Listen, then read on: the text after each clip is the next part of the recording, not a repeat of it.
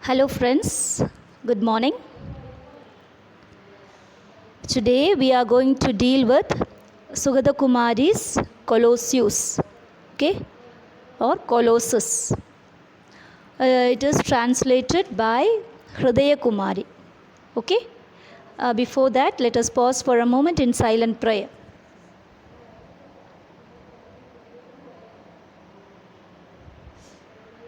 Okay. In the last video, we were dealing with Sugandha Kumari as a biography because we want to know that person first, but then only we can understand the poem. So I had that video in great detail. Hope you have listened to that. So in this video, we will be discussing about the Colossus. The poem, as I said, is translated by Hridaya Kumari, Sugata Kumari's own sister. She was also a renowned writer, teacher and critic, winning the Kerala Sahitya Academy Award in 1991. And to tell about Colossus, Colossus has 13 stanzas written in free verse.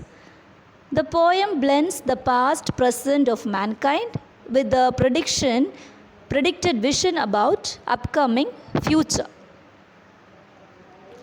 And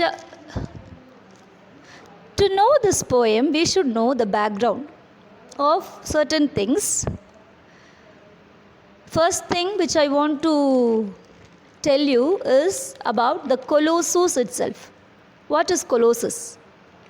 The name, the title of the poem, Colossus. It is a statue that is much bigger than life size. Or it can be interpreted as a person or thing of enormous size, importance or ability is called Colossus. Okay?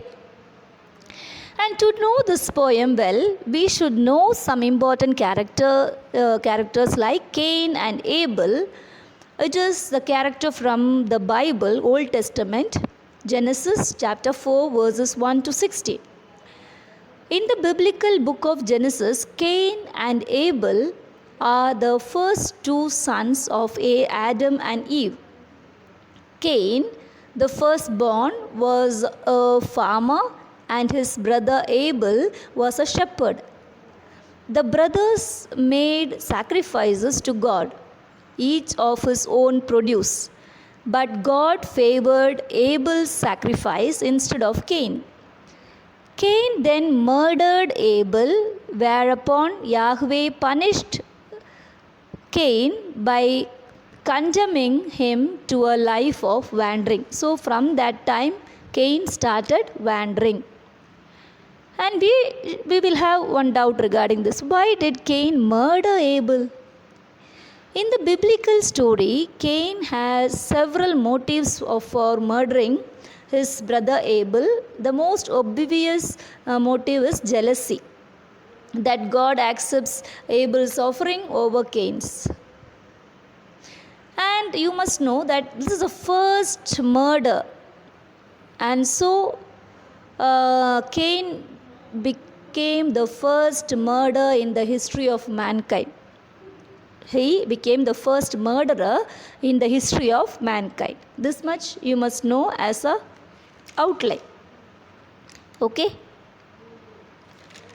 We move on to the poem. Yes, here it is.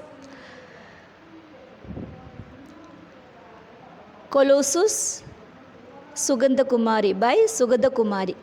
Long ago, beyond the memory of man, in a blind night, eclipsing sun and moon, writing in pain, mother gave birth to a child. So this child is none other than whom I talked about, Cain. Is Cain, okay? So long ago, many years back, I will be simultaneously interpreting the line and moving on. So you should have that responsibility to write it, okay? It is my own interpretation in many ways. So you also as MA students can interpret for yourself. And Reshmi has done her level best of interpreting her own. I just congratulate her for that. And this is my own interpretation, and let us see how it works. Okay. So many years back, that is when God created universe, what happened? Before humankind came to the world, in the blind night, eclipsing sun and moon. For that you should know, there are two major types of eclipses. Grahanam, you know, lunar eclipse and solar eclipse. And lunar eclipse involved the moon and the solar eclipse involved the sun. They happen 4 to 6 times annually. What is the spiritual meaning and significance of eclipse? In the ancient time, eclipses were feared by many civilizations. Some believed that eclipses defied the laws of nature and even had apocalyptic quality.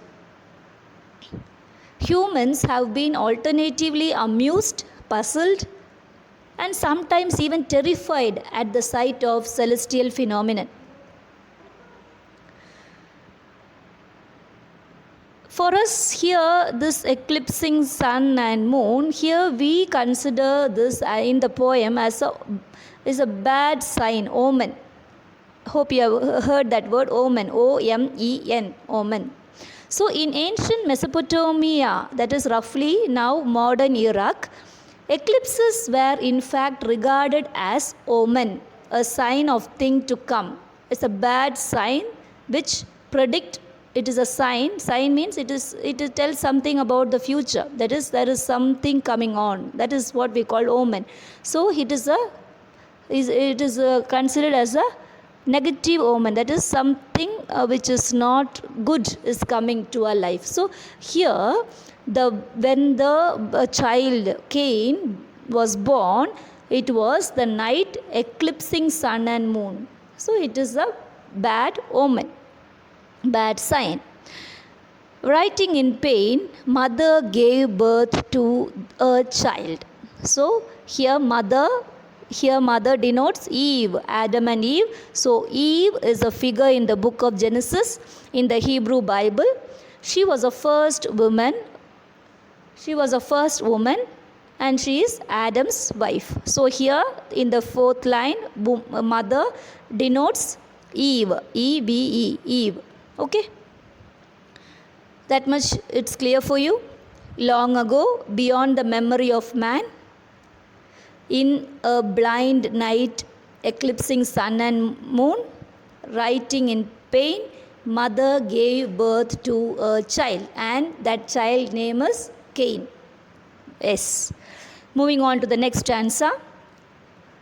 In the dark moment, when the first brother slew the first brother and buried him, the child woke up and cried. The second stanza.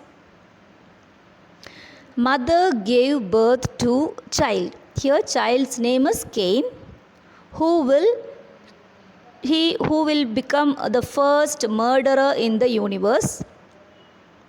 So the poet Sugandakumari here spews out, that is emit the ugly description of this child in the first stanza. She continues, this child was born in a dark moment. Okay. Second stanza is starting in the dark moment. So this dark something, it is not good. Yes, the dark moment means it is something evil moment. So this child also considered by the poet as a monster who was beyond the memory of men is born. Sugandakumari nearly captures the reality and seriousness of wrongdoing in the world in the second stanza. That is, in the dark moment. It is said that it is evil time when this child, who is the first brother of the universe named Cain, becomes the murderer of his brother Abel. So you can see there, first brother slew the first brother. That is, here the first brother is Cain and the second first brother is Abel. So he buried him, and child woke up and cried. That is, this child, because of the first wrongdoing, it has some consciousness in his mind, so started crying, woke up and cried. Then third stanza. Then as murderer raged in seething darkness, as lies surged up in triumph, as deceit stole close, with daggers hidden behind smiles, the child grew strong and smart. This is a description. The three stanzas are full of child's description, his character, his shape, his appearance, everything is described in these stanzas. Okay.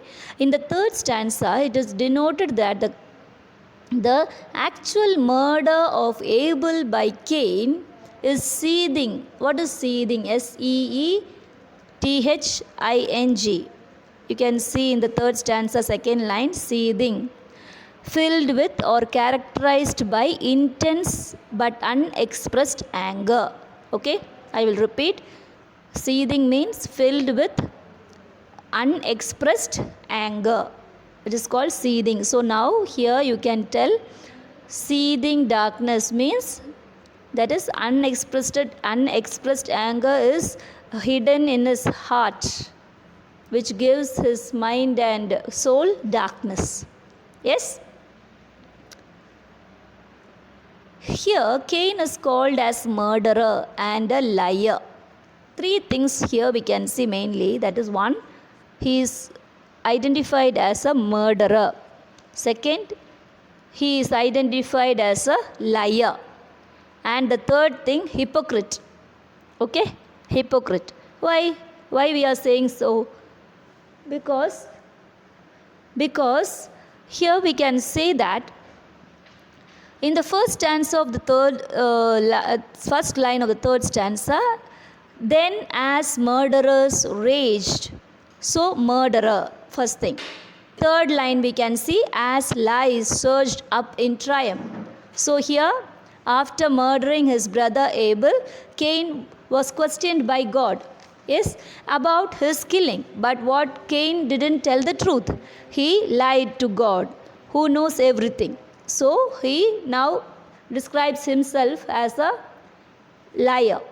Then the fourth line of the third stanza, as deceit stole close with daggers hidden behind smiles. What is that?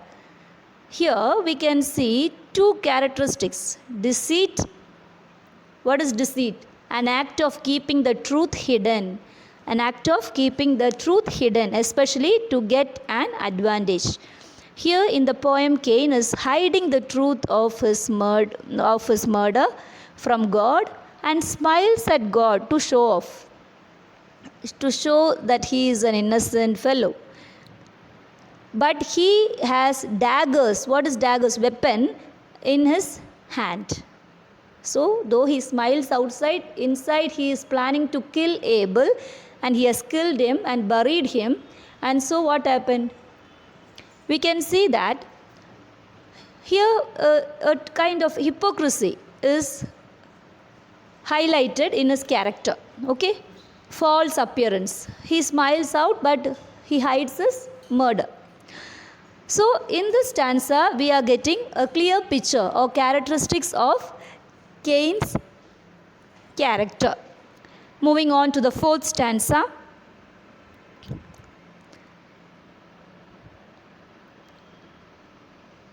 His mother's milk not relishing, he searched for battlefields and blood, and laughed in glee at sight of them. Cain's evilness, malignity is exposed in this stanza. Normal child, normal baby,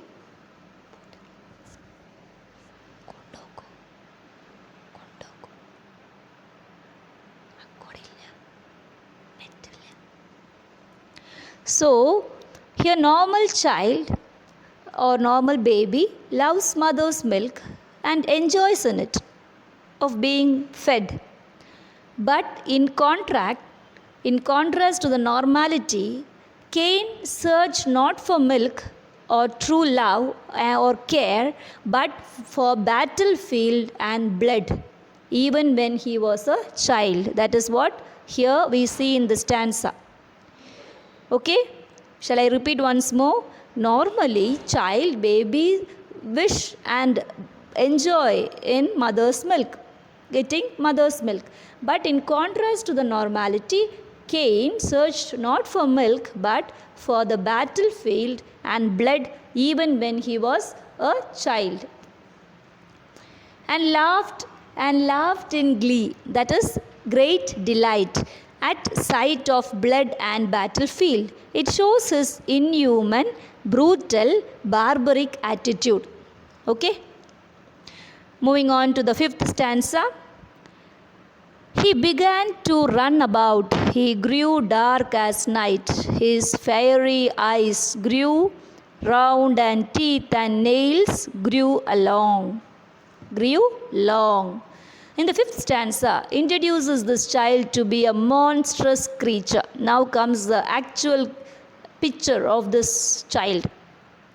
He began to run about. In the beginning of the introduction, I told you, when Cain murdered Abel, Yahweh, that is God, punished Cain by condemning him to a life of wandering. That is, this is hinted in this line. He began to run about. So he can't settle and live in one particular place peacefully. He will be a wanderer according to the Bible. Okay. It is a punishment given by God for his killing. The next line, he grew dark as night. His evil doings, crime, is compared to dark as night. Darkness and night normally or generally symbolize a world without God's presence. Symbolize darkness of soul, loss of faith. Okay, it can be seen as a metaphor for the way the soul was submerged in hopelessness. Okay, these are all symbols. It is a darkness and night symbolize the absence of God's presence, darkness of soul, loss of faith, loss of hope. That is hopelessness. Clear? Next line, his fiery eyes grew round and teeth and nails grew long. That is, these two lines give us a mental picture of a monster. Fiery eyes grew round, teeth and nails grew long. So monster figure child, because of his cruelty and evilness in his development of growth in changing to a monster, child changing to a monster, like a large creature that looks very ugly and frightening. Monster, what is monster? You know, it's a large, if we have we get a mental picture when we tell the word monster. It is a large creature which looks very ugly and frightening, which is unpleasant. At very clearly to tell, it is unpleasant. Hope it's clear for you till now. Okay, so in the next video we will continue with the poem. Okay, thank you for listening.